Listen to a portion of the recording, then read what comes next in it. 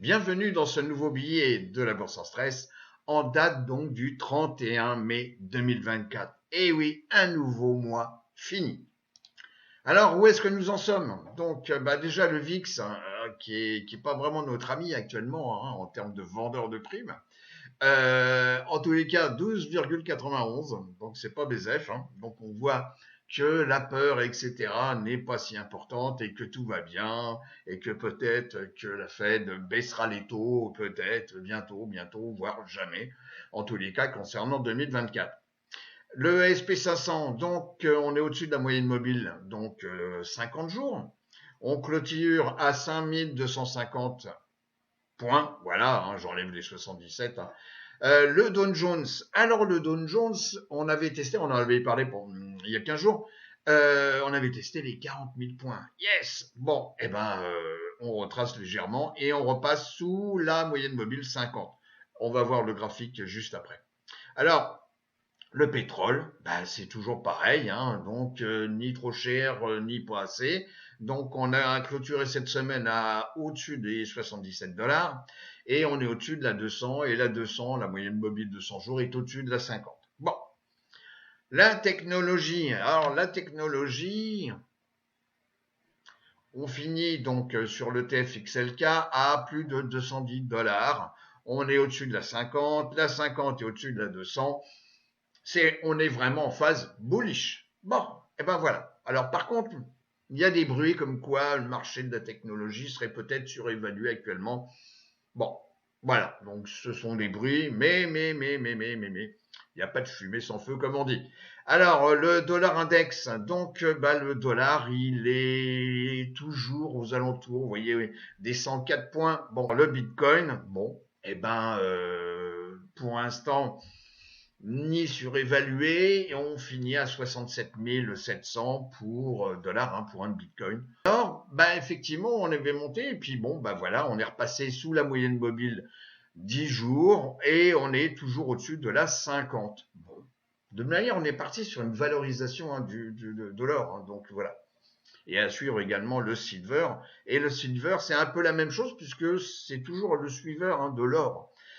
Donc là, on se retrouve exactement dans la même configuration. On est toujours au-dessus de la 50D, ok. Et par contre, on a cassé la 10D. Bon. Et puis les taux. Bon, les taux, on est à 4,51. On est au-dessus de la 10D et au-dessus de la 50D. Alors, le SP500, donc c'est un mois, on vient de finir. Donc là, on est en bougie mensuelle. On voit comme quoi on a fini le mois positif, donc voilà, donc on va voir les stats, la distribution de mois en mois, et en tous les cas, c'est de bon augure. Et ici, on est en visualisation logarithmique, donc on est sur un canal haussier depuis mars 2009, et on est toujours à l'intérieur de ce canal haussier. Et là, je vous rappelle, nous sommes en visualisation logarithmique. Bon, et on a clôturé à 5277 points. Bon, j'arrondis. Bon, vous voyez comme quoi, et en plus, on est toujours au-dessus de la 50 mois.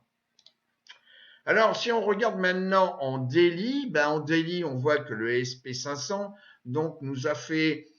Alors, c'est pas tout à fait un marteau quand même, puisque la bougie, elle est un petit peu à l'intérieur de la précédente. Donc, bon. Mais en tous les cas, on est venu tester ici la moyenne mobile 50D. Bon. Alors, est-ce que c'est un point qu'il fallait tester pour repartir plus haut? Je ne sais pas. Le SP500, donc depuis 2009, puisque c'est le point bas, je vous rappelle, donc de 2009 à 2023, puisque 2023 donc fini, 2024 on n'est que au mois de mai, fin mai. Donc la distribution, c'est-à-dire que ça fait longtemps qu'on n'avait pas revu ce tableau, donc on voit par exemple au mois de mai, on a 73% des fois où le cours finit plus haut qu'il n'avait commencé. C'est bien ce qui s'est passé pour le mois de mai. En termes de distribution de probabilité, on voit que 67% des fois, le mois de juin, le cours finit plus haut à la fin du mois qu'il n'avait commencé. Bon, on verra bien. Et puis le mois de juillet, qu'il faut toujours garder en tête, eh ben effectivement, c'est 87% des fois où on finit plus haut fin juillet qu'on avait commencé début juillet. Un petit cadeau, voilà, j'avais envie de vous faire un petit cadeau. Alors, déjà, comment ça marche? Ça veut dire que par rapport à un fait, c'est-à-dire qu'on a un mois qui est progressif, quels sont donc, alors il est positif, il est négatif, quelles sont les probabilités pour le mois suivant? Voilà. Et ceci sur, vous voyez, 50 ans. Ah, voilà. Alors après, vous n'aurez plus qu'à appuyer sur pause, vous regarderez le tableau, voilà. Donc, le mois précédent était positif, le mois précédent était négatif. Bon. Et là, c'est toutes les périodes par rapport sur 50 ans. Hein, toutes les périodes, est-ce que on est positif? Donc ça, c'est l'évolution en points. OK. Et le pourcentage de positif ou pas. Vous voyez que généralement sur 50 ans, au mois de juin, on est positif sur 50 ans. On est positif à 61% de fois. Donc là aussi, et là sur 50 ans. Donc vous voyez, imaginez la pondération. Alors que le tableau que je vous ai montré préalablement, c'était sur une pondération de 2009 jusqu'à 2023, parce que nous sommes toujours dans une phase haussière. Alors que là, ça comprend tout, les phases de stagnation, de baisse. Donc là-dedans, vous avez des crises. C'est que, vous voyez, le mois précédent était positif. Bon, alors par exemple ici, au mois de mai, le mois de mai était positif. On est d'accord, on vient de le voir. Bon, le mois de juin, est-ce qu'il est positif? Ben, vous voyez, sur tout ça sur 50 ans, on a une probabilité de 70% que, comme le mois de mai était positif, eh ben, le mois de juin sera positif à 70% des fois. Vous voyez, comme quoi, c'est un bel outil qu'on vient de vous fournir, là, la bourse sans stress. Voilà. Alors, bien entendu, on aurait pu imaginer que le mois précédent, par exemple, le mois de mai, était négatif. Eh ben, les probabilités pour le mois de juin, eh ben, on n'avait plus que 44% des fois où le mois de juin aurait été positif si le mois de mai avait été négatif. Voilà. Alors, ici, donc sur Finviz, hein, sans aucune publicité, par ordre, donc là on est sur le SP500 et par ordre décroissant des capitalisations. Bon, qu'est-ce qui s'est passé cette semaine? Alors, je vous rappelle que cette semaine était quand même écourtée puisque le lundi était férié sur les marchés américains et également sur les marchés UK. Alors, on voit comme quoi la première capitalisation, c'est toujours Microsoft. OK, cette semaine, vous voyez comme quoi on a eu une chute de 2,78% pour Microsoft et que sur 3 mois, on est pratiquement à l'équilibre. C'est-à-dire que même sur le mois de mai, on a une progression de 5 points, mais en tous les cas, sur 3 mois, on n'a pas de progression. Vous voyez qu'on a également, j'en reparle juste après, Apple, une belle progression cette semaine. Nvidia, alors l'intelligence artificielle, vous voyez, c'est le leitmotiv et tout, etc. Toujours. Alors c'est pour ça que je vous en parlerai encore de nouveau de Apple tout à l'heure, pour une raison. Bon, on verra laquelle. Et puis vous voyez que Google, voilà, Amazon a fait une petite chute, etc., etc. Vous n'aurez plus qu'à appuyer sur pause, vous regarderez le tableau. Donc je vous rappelle ici, c'est sur 1 mois, sur 3 mois, 6 mois, sur 1 an de pondération, et ici depuis le début d'année. Alors, il y a eu cette semaine des sous-secteurs qui ont fortement baissé, software application, qui a fortement baissé cette semaine, puisque vous voyez comme quoi on a plus de 7 points de baisse cette semaine. Bon, alors tout en sachant que ce sous-secteur, ok, vous voyez, depuis 3 mois, on a une progression qui est négative, plus de moins 13%. Sur 6 mois, on n'a que 2,11%. Donc là, bon, je vous rappelle qu'il y a 144 sous-secteurs, il y a quoi faire. Et là, on voit, c'est les secteurs qui ont le plus baissé. Dans ce sous-secteur qui est software application, vous avez une quantité d'entreprise qui est relativement importante. Alors j'ai amélioré le screening, c'est-à-dire que ce sont des sociétés, pour moi, d'abord, qui doivent avoir une capitalisation au-dessus de 10 milliards. Bon, pourquoi? Parce que si je veux trader les options, c'est important d'avoir une capitalisation importante. Sinon, vous avez des strikes qui ont 5 dollars de part. Enfin bon, voilà. Et puis également, bien entendu, ici, j'ai mis optionnel. Donc on a ici, vous voyez, par ordre décroissant, enfin croissant, au niveau de cette semaine, les sociétés qui ont le plus baissé. Vous voyez, par exemple, vous avez la société Workday, ok, qui a fortement baissé, on le voit, avec une capitalisation, c'est pas une petite, hein. Vous avez 5, alors je peux pas vous montrer dans le rectangle parce que la souris est ici, je l'ai positionnée là, mais on a quand même une société ici qui est capitalisée à 56 milliards. Donc c'est pas une petite, vous voyez, ok. On a Salesforce, et il y a une grosse, alors une grosse main, on a pratiquement 16% de baisse cette semaine, vous voyez. On a la société ServiceNow, donc même chose. Bon, c'est pas une petite, hein. On a 134 milliards de capitalisation. Donc vous voyez comme quoi ce sous-secteur a fortement baissé. Le VIX, le VIX, le VIX, le VIX. Donc on l'a dit tout à l'heure, 12,91 pour finir cette semaine. Je suis en visualisation ici weekly. Le Dow Jones, donc ici on est en visualisation weekly. Vous voyez comme quoi on a cassé la 10 semaines. Bon, on est bien au-dessus de la 50 semaines. Si je regarde ici en daily, donc tac, voilà, en daily, vous voyez comme quoi par contre on a quand même cassé la 50D, ici en noir. Bon. Alors, soyons attentifs, hein, soyons attentifs. Là, on pourrait dire comme quoi il faudrait attendre les jours prochains, mais que la moyenne mobile 10 jours aura une tendance à croiser à la baisse la 50, ce sont les jours prochains qui vont me le dire. Le Nasdaq 100, toujours ici on est en weekly. Bon, on vient de tester cette semaine, là, 10 semaines, la moyenne mobile ici en bleu, 10 semaines.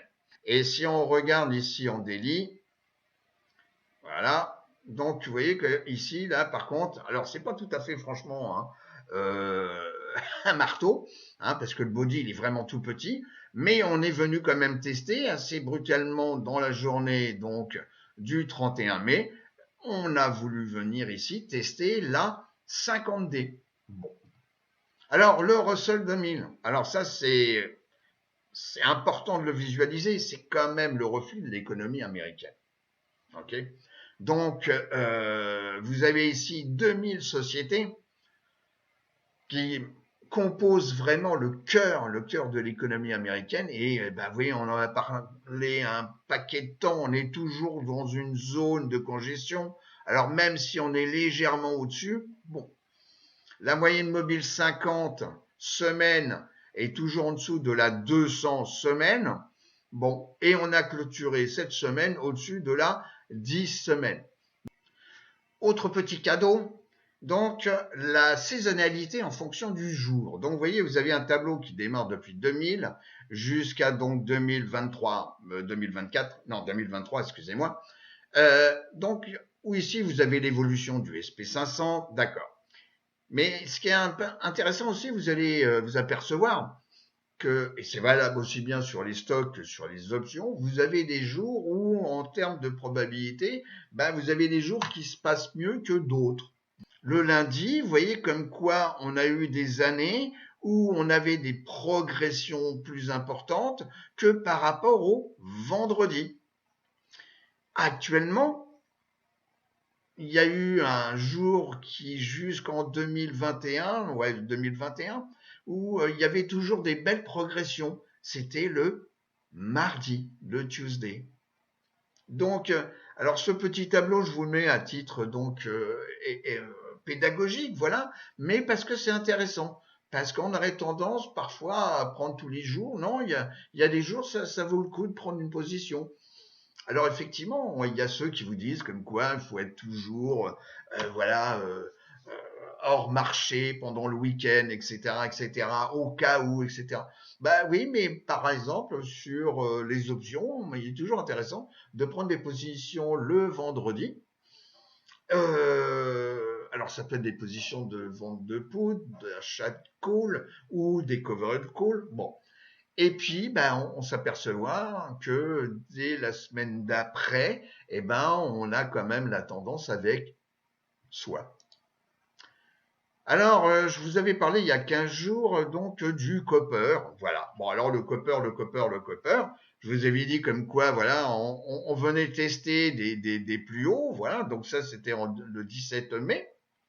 Et puis on avait clôturé, vous voyez, à 5,04 $. Bon. Et qu'est-ce qui s'est passé? Eh ben, il s'est passé, oui, comme quoi les marchés, ils font ce qu'ils veulent, hein. Donc, ben, c'est simple, on s'est vu là, donc voilà, ben, qu'est-ce qu'on a fait? Ben, ici, on a une belle bougie qui engolfe pas complètement, mais enfin bon, en tous les cas, qui est bien en dessous des 50% de la bougie ici verte, donc ben, effectivement, ben, cette semaine, eh ben, on a clôturé encore plus bas. Alors, est-ce qu'on va venir tester la 10 semaines? Bon, peut-être, allez savoir. Mais en tous les cas, bon, bah voilà, c'est action-réaction, hein. On teste un niveau de référence. À retour sur les secteurs. Donc, les secteurs sur 6 mois, nous sommes sur 6 mois. Vous voyez, actuellement, le premier secteur sur 6 mois, c'est tout ce qui est donc service de communication. Le deuxième, les utilities. Ah, les utilities. Ben oui, on va voir un petit truc là juste après. Ensuite, donc, les financières, les industriels et ici, la technologie. Bon. Alors, est-ce que nous sommes en pleine rotation sectorielle? Peut-être. À noter que sur 6 mois, tous les secteurs sont positifs. Même XLY, qui est le discretionary, où la progression sur 6 mois n'est pas si importante, mais on a plus de 3%. Mais tous les secteurs sont positifs. Alors, petit cadeau supplémentaire de la bourse en stress. Il y a des sous-secteurs qui superforment et en fonction de la saisonnalité. Alors, vous voyez, à chaque fois, je vous parle de ça, mais c'est hyper important. Si vous voulez, on vous fait croire comme quoi les tomates, on peut en trouver chaque année. Non. Enfin, chaque année, tous les mois. Non, il y a une saisonnalité. Les vraies tomates, celles qui sont élevées naturellement, bah, à un moment donné, bah, vous avez une saison et puis, bah, voilà. Et ben, pour les stocks, c'est pareil. Donc, et vous voyez comme quoi vous avez des sous-secteurs qui commencent à superformer à partir du mois de juin. Alors là, on a eu une petite boule, bon, ok, mais vous voyez comme quoi, alors ça aussi, bah, c'est important d'avoir ça en tête pour se positionner en fonction des secteurs et en fonction qu'on vient de voir et des sous-secteurs. Bon, et ben sur Finviz, vous voyez, tac, récréationnel véhicule. Bon.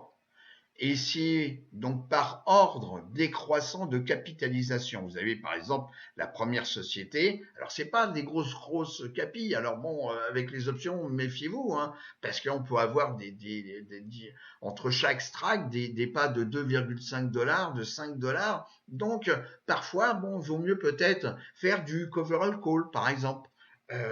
Vous aurez les probabilités avec vous. Donc, on voit la société baisser, voilà, on a 5,58 milliards de capitalisation, voilà, vous avez ici bien connu Harley Davidson, société également dont la saisonnalité démarre au mois de juin. C'est Gilead. Alors, bien entendu, ce n'est pas de la recommandation. C'est simplement, vous voyez, ici, c'est marqué sur 20 ans de vécu hein, en termes de stock. Et donc, c'est une distribution donc de mois en mois. Et on voit que généralement, à partir du mois de juin, Gilead a une tendance positive jusqu'à, donc, on va dire, fin novembre. Bon. Donc, ça aussi, ça peut être intéressant. Si on regarde ici, donc, Gilead, donc, sur TradingView avec des bougies en hebdomadaire, bon, vous voyez comme quoi ici, on vient de finir cette semaine avec un marteau. Bon, alors le body, il est rouge, soit. Mais, vous savez, parfois, les choses sont faites pour être répétées. Ici, on avait également un marteau avec un corps rouge. Ben, on voit comme quoi, effectivement, ben, ça a démarré. Et puis voilà, et ça a démarré, tiens, ben, c'est marrant, c'est pratiquement mois de mai, mois de juin. Tiens donc. une autre chose, c'est la saisonnalité, par exemple, des utilities. OK, et on voit que également le mois de juin est une belle période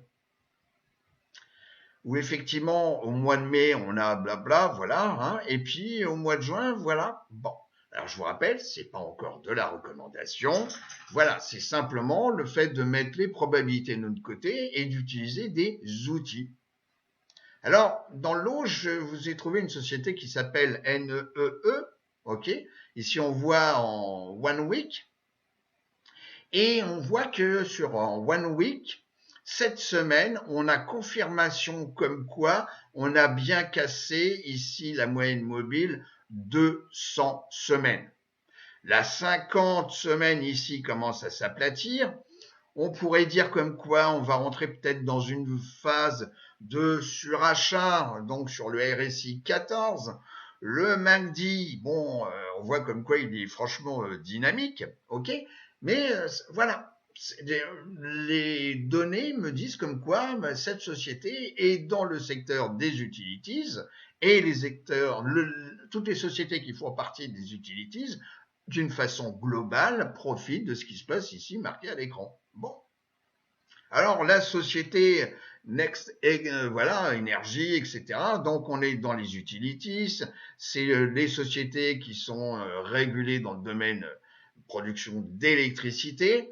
Bon, alors la capitalisation, elle est quand même pas mal, hein, 164 milliards de dollars de capitalisation.